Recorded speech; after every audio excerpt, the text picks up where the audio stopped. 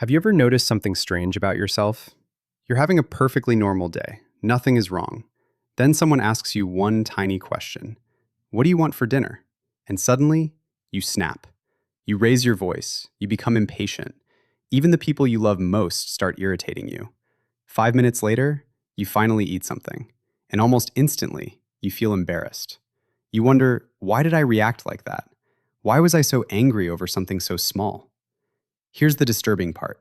That wasn't completely you. For a brief moment, your brain had become someone else. Not because you're a bad person, not because you have anger issues, but because millions of years of evolution temporarily took control of your behavior. Most people believe hunger is simply an empty stomach. It isn't. Hunger is one of the most powerful emergency signals your brain can produce.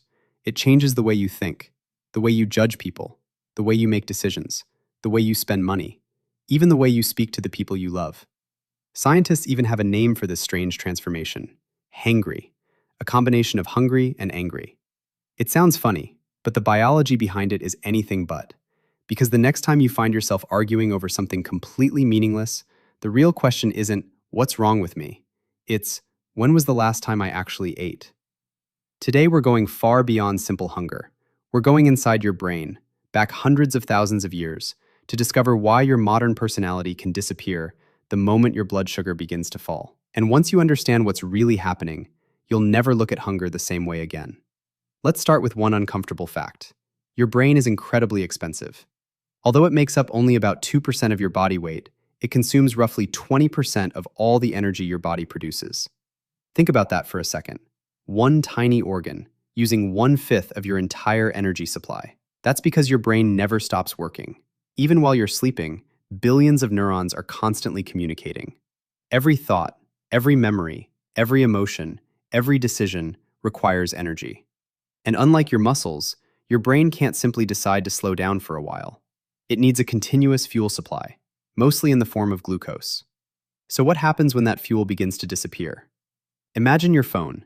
It's fully charged all day. Everything works perfectly. Videos, GPS, camera, games. Then, the battery drops to 2%. Suddenly, your phone enters low power mode. Brightness decreases, background apps shut down, animations disappear. The phone isn't broken, it's trying to survive. Now here's the fascinating part. Your brain does almost exactly the same thing. When your blood glucose begins to fall, your brain immediately starts making difficult decisions about where to spend its remaining energy. And surprisingly, logic is not the highest priority. Survival is. Deep inside your brain sits a tiny almond-shaped structure called the amygdala. Think of it as your internal alarm system. Its job isn't to make you happy. Its job is to keep you alive. For hundreds of thousands of years, that alarm system helped humans survive predators, hostile tribes, starvation, and dangerous environments. The amygdala has one question: am I safe? If the answer is no, it reacts instantly, long before your conscious mind even understands what's happening. Now meet another part of the brain, the prefrontal cortex. This is the newest part of the human brain. It's responsible for logic, self-control, planning, empathy, patience. The little voice that says, "Don't say that. Take a deep breath. Calm down." If the amygdala is the alarm, the prefrontal cortex is the wise adult in the room. Most of the time, these two systems work together beautifully. One detects danger. The other decides whether the danger is actually real. But when energy becomes limited, everything changes. Because the prefrontal cortex is incredibly expensive to run, it burns enormous amounts of glucose. So when fuel starts running low, your brain quietly begins shutting parts of it down. Not completely, just enough. Enough to make you more impulsive, less patient, more emotional. Suddenly, the wise adult leaves the room, and the alarm system starts making the decisions. This is why tiny problems suddenly feel enormous. Someone talks too loudly. It annoys you. Traffic lasts 5 minutes longer than expected. You become furious. Someone asks an innocent question. You hear criticism instead. Nothing around you has actually changed. Only the amount of fuel available to your brain. And because your logical brain has less energy, your emotional brain suddenly gets much loud. Scientists sometimes describe this as a shift from executive control to reactive survival. In simple English, your brain stops asking, "What's the smartest response?" and starts asking, "How do I survive this?" Now imagine this happening 40,000 years ago. You haven't eaten in 2 days. You're exhausted. Your children are hungry. Winter is approaching. Every calorie could mean the difference between life and death. Would evolution reward someone who stayed calm, shared everything equally, and patiently discussed every decision? Probably not. Evolution favored individuals who became more alert, more protective, more aggressive when energy was disappearing. Because in that world, hesitation could be fatal. Your ancestors survived not because they were always kind. They survived because their brains knew exactly when kindness had to give way to survival. And here's the incredible part. That ancient emergency system is still living inside your skull today. It doesn't know you're standing inside a supermarket. It doesn't know your refrigerator is full. It doesn't know food delivery can arrive in 15 minutes. All it knows is one thing. Energy is dropping. Danger may be approaching. And suddenly, your entire personality begins to change. But here's where the story becomes even stranger. If hunger makes people more emotional, why don't most of us explode at complete strangers? Why is it usually our partner, our parents, our children, or our closest friends who receive the worst version of us? The answer has almost nothing to do with hunger, and everything to do with how your brain defines safety. And once you understand this hidden psychological paradox, you'll never look at arguments with the people you love the same way again. Now, here's something that makes this mystery even stranger. Think about the last time you were really hungry. Maybe you skipped lunch, worked all afternoon, got stuck in traffic. By the time you finally got home, your patience was completely gone. Now ask yourself this. Did you yell at the cashier? Probably not. Did you argue with your boss? Probably not. Did you insult a random stranger walking past you? Almost certainly not. So why, out of all the people in your life, did your frustration land on the one person you love the most? Your partner, your mother, your brother, your best friend. At first glance, this makes absolutely no sense. If hunger makes us irrational, shouldn't we become rude to everyone? But we don't, and psychology has a fascinating explanation. To understand it, we need to talk about something called psychological safety. Every human being wears invisible masks. When you're talking to your boss, you choose your words carefully. When you're speaking to a police officer, you control your emotions. When you're meeting someone for the first time, you smile. You filter yourself. Your brain knows there could be consequences. You could lose your job, damage your reputation, create conflict. So your prefrontal cortex works overtime to keep your emotions under control. Even when you're hungry, even when you're stressed, even when you're exhausted. But something changes the moment you walk through your own front door. Your brain quietly whispers, "You're safe now." And that's when the filters begin to disappear. Psychologists call this attachment security. The people closest to us become our emotional safe zone. They are the people we trust the most. Ironically, that trust allows us to lower our defenses. It allows us to stop performing, to stop pretending everything is okay, to stop hiding our emotions. That sounds beautiful, but there's a hidden downside. When your brain runs low on energy, the people inside your safe zone experience the full force of your emotional state. Not because you love them less, but because you trust them more. Think about that. The person receiving your worst behavior is often the person your brain feels safest with. It's one of the strangest paradoxes of human psychology. Imagine you're carrying a heavy backpack all day. Inside it, stress from work, traffic, deadlines, bills, poor sleep, hunger. Every hour, the backpack gets heavier, but you keep carrying it. Because you're surrounded by strangers, you're still holding yourself together. Then, you finally arrive home. You take off the backpack, and everything inside spills onto the floor. Your family didn't create the stress. They simply happened to be standing closest when the pressure was finally released. Researchers studying close relationships have found something interesting. People generally express stronger emotions around those they perceive as emotionally secure, not because those relationships are weaker, but because they feel safer. Your brain assumes, this person won't abandon me if I lose my temper. Whether that's actually true is another question, but that's how your nervous system often behaves. In other words, your brain doesn't explode around strangers. It explodes where it feels safe enough to stop pretending. That single sentence explains thousands of family arguments every single day. Now combine that psychological safety with what we learned earlier. Your blood sugar is dropping. Your prefrontal cortex is slowing down. Your amygdala is becoming more active. Stress hormones are increasing. Your emotional filters are disappearing. And now, someone asks one harmless question. What should we eat tonight? Objectively, it's an innocent question, but your brain doesn't hear it that way. Instead, it hears something completely different. You need to make another decision. solve another problem, spend more energy. Your brain is already running on emergency power, and now it feels like someone just added another task. The response becomes disproportionate. I don't care. Can you stop asking me? Just leave me alone. 5 minutes later, after you've eaten, those same words suddenly sound ridiculous. And they are. Because the version of you who said them was operating under a completely different biochemical state. Here's another fascinating detail.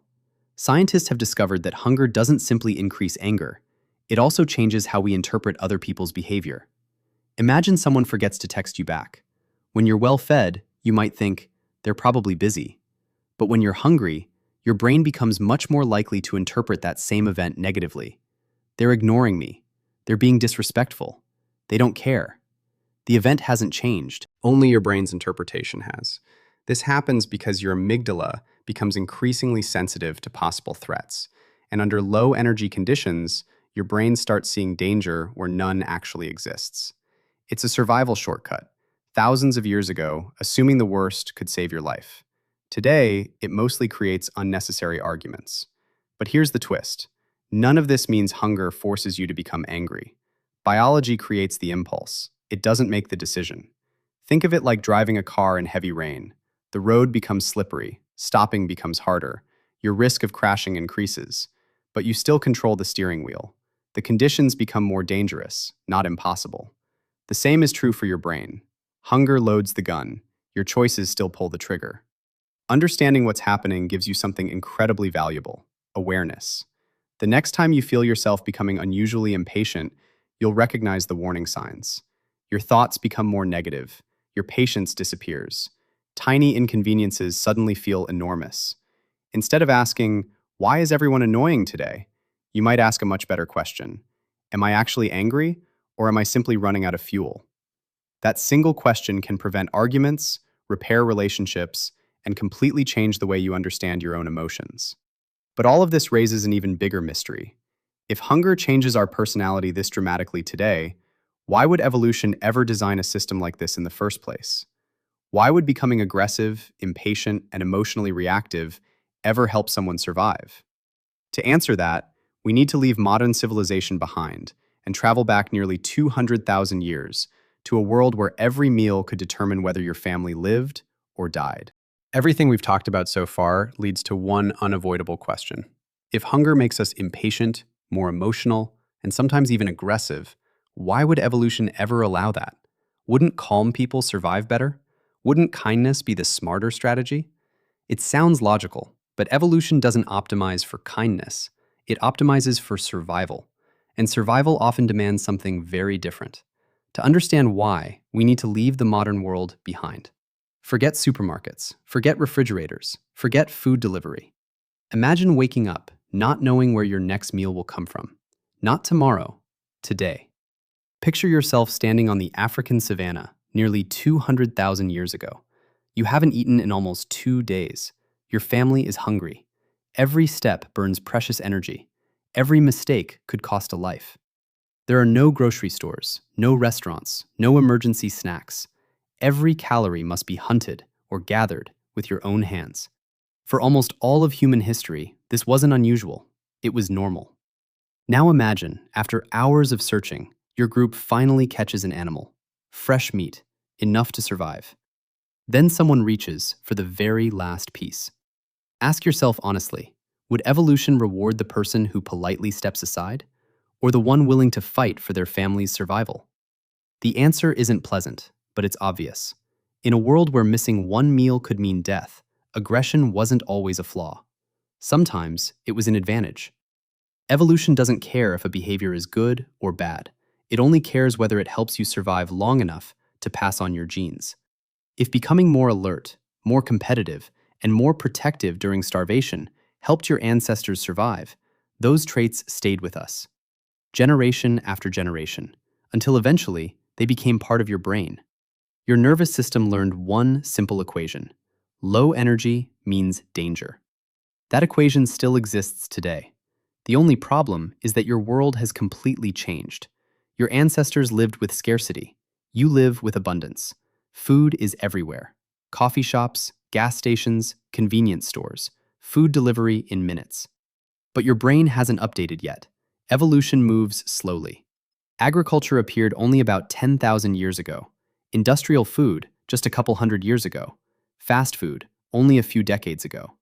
From an evolutionary perspective, that's almost yesterday. Your brain still reacts as if every missed meal might become a survival emergency. Scientists call this an evolutionary mismatch. Our ancient biology is trying to solve ancient problems inside a modern world. Think about sugar. Your ancestors found it only occasionally. Wild berries, maybe honey. That's why evolution made sweet foods incredibly rewarding. Today, sugar is everywhere. The same survival system that once protected us now tempts us constantly. The same thing happens with hunger. The emergency program still activates even when the emergency no longer exists. Evolution also made hunger impossible to ignore, because if hunger felt mild, our ancestors might stop searching for food. That could be fatal. So hunger captures your attention. Notice what happens when you're hungry. Food suddenly smells better. Advertisements become irresistible. Someone mentions pizza, and it's all you can think about. Your brain changes its priorities. Everything becomes about one objective: find calories immediately. Foods that normally seem ordinary suddenly look incredible, not because the food changed, but because your brain increased its value. Again, this made perfect sense when food was rare. Today, it mostly leads to buying snacks you never planned to eat. Now combine everything we've learned. Your brain thinks energy is disappearing. Stress increases. Patience falls. Emotions become louder. Immediate rewards become more attractive. You become more reactive, not because evolution failed, but because evolution succeeded. It built a brain capable of surviving one of the harshest environments humans have ever faced. The irony is that this incredible survival machine now lives in a world overflowing with food. But hunger isn't acting alone. There's another invisible force making everything even stronger, a hormone that prepares your body for danger. Its name is cortisol. At this point, you might be thinking, okay, my brain is running low on fuel. That explains why I become impatient. But the story doesn't end there, because hunger isn't working alone. While your brain is trying to conserve energy, another survival system quietly switches on, a chemical alarm called cortisol. Most people know cortisol as the stress hormone, but cortisol isn't your enemy. Without it, you wouldn't survive. Imagine you're walking through a forest 40,000 years ago. Suddenly, something moves in the bushes. Your heart starts racing, your breathing becomes faster, your muscles tighten, your attention narrows. That's cortisol, doing exactly what evolution designed it to do, preparing your body to survive. Now compare that to a normal weekday. You skip breakfast, coffee becomes your breakfast, meetings begin, emails keep arriving, traffic is terrible, lunch never happens. By mid-afternoon, your blood sugar has already dropped. Your brain senses an energy shortage, and it quietly activates the same stress system. Not because you're facing a lion, but because your body cannot fully distinguish between running out of food and running out of time. To your nervous system, both feel like survival problems. This is where modern life becomes the perfect trap. Our ancestors experienced stress, then recovered. They hunted, they escaped danger, they rested. Their stress response switched off. But today, many people wake up stressed, stay stressed all day, and go to sleep stressed. Then hunger joins the equation. Now your brain is low on glucose, while cortisol keeps rising. It's the perfect biological storm. Think about a typical workday. You wake up late, grab a coffee, skip breakfast, sit in traffic, answer dozens of emails, deal with meetings, skip lunch because you're busy. Your phone keeps ringing, your to-do list keeps growing. By the time you finally get home, your brain has been under pressure for nearly 10 hours. Then someone smiles and asks one simple question. What should we eat tonight? Objectively, it's harmless. But your brain hears something else. Another decision, another problem, more effort. And suddenly, you snap. Not because your partner did anything wrong, but because your nervous system has reached its limit. Scientists have consistently found that hunger and stress amplify each other. Think of it this way. Hunger is dry wood. Stress is gasoline. Separately, they're manageable. Together, they create a fire. And that brings us to one of the most fascinating studies in behavioral science. Researchers analyzed more than 1,000 parole decisions made by experienced judges. The results were surprising. Early in the day and shortly after meal breaks, judges approved parole far more often. But as more hours passed without food, approval rates steadily dropped. Just before lunch, positive decisions became extremely rare. Then, the judges ate. And almost immediately, approval rates increased again. The prisoners hadn't changed. The evidence hadn't changed. Only one thing had changed. The judges were no longer hungry. Think about what that means. Highly trained professionals whose careers depend on rational thinking were still influenced by something as simple as hunger. If hunger can influence life-changing legal decisions, imagine what it does to everyday choices, to conversations, to relationships, to parenting, to shopping, to your patients. Psychologists call this decision fatigue. Every decision you make costs mental energy. What to wear, which email to answer, what route to take, what to cook. By evening, your brain is already tired. Take away food, and that mental battery drains even faster. Suddenly, the easiest choice becomes the most attractive one. That's why hunger doesn't just change your mood. It changes the way you think, the way you judge, and the way you decide. But perhaps the most surprising effect of hunger has nothing to do with anger at all. It changes what you buy, what you crave, and even how much money you're willing to spend. And that's where our story takes one final turn. So, what have we really learned? Hunger isn't just an empty stomach. It's a biological survival program running on software written hundreds of thousands of years ago. When your brain runs low on fuel, logic becomes quieter, emotion becomes louder. Tiny problems suddenly feel enormous, not because you become a different person, but because your brain is trying to keep you alive.